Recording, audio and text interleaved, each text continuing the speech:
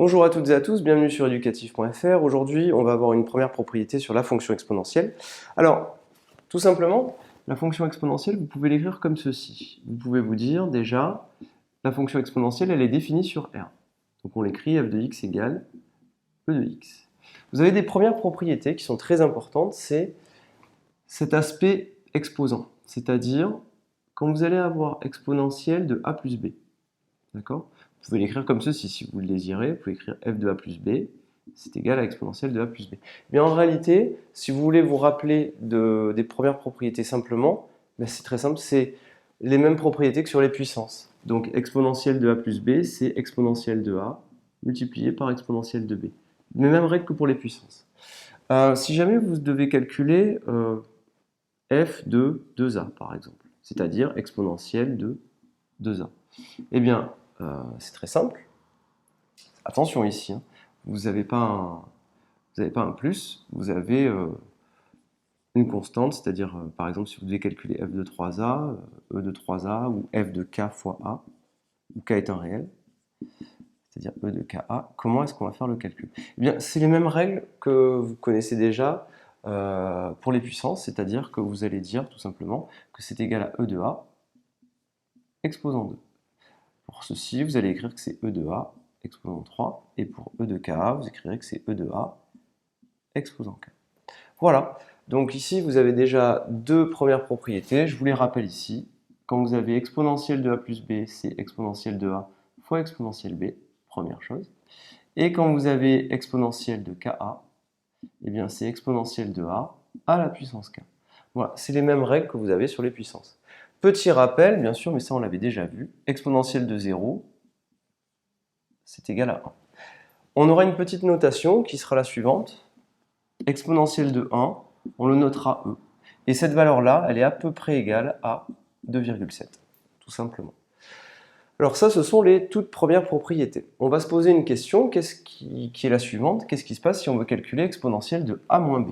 Alors, ici, moi, je vous donne juste les choses que vous devez connaître. Hein. Vous devez connaître ça, ça, ça et ça. C'est les choses fondamentales en termes de première propriété. On va se poser une dernière question. Pour une dernière propriété,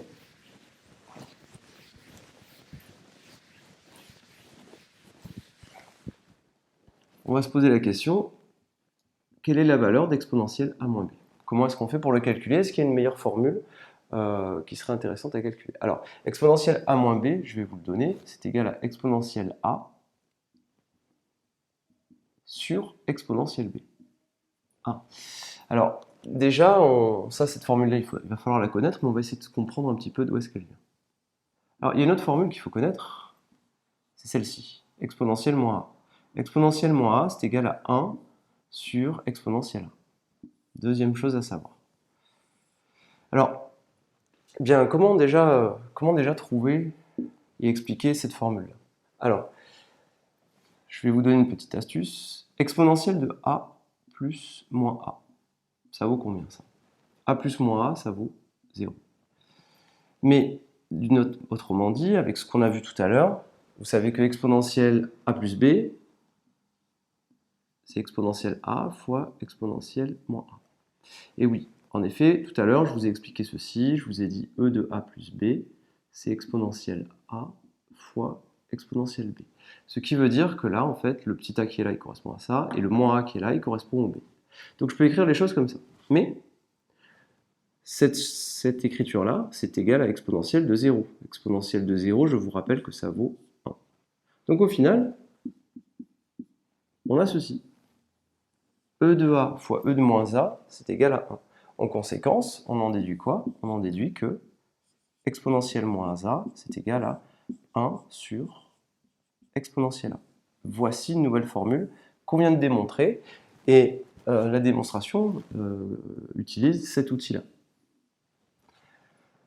Maintenant qu'on sait ceci, et qu'on a cette formule qu'on vient de démontrer, on va essayer de démontrer celle-ci. Alors, comment le faire? Je vais effacer.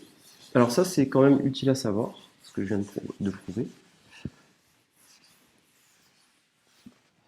Comment est-ce qu'on va faire pour démontrer ceci? Bien, ça fonctionne un petit peu de la même manière. Alors, voilà ce qu'on va faire. On va écrire, ça il faut s'en rappeler. on va écrire exponentielle b multiplié par exponentielle de a moins b. L'idée étant d'arriver à calculer cette quantité.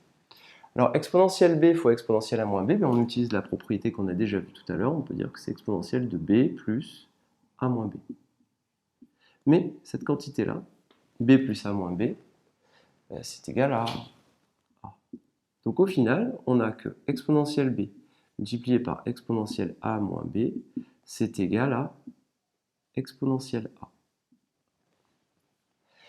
Au final, on en déduit quoi? On en déduit que exponentielle a moins b, c'est égal à exponentielle a sur exponentielle b. Voilà.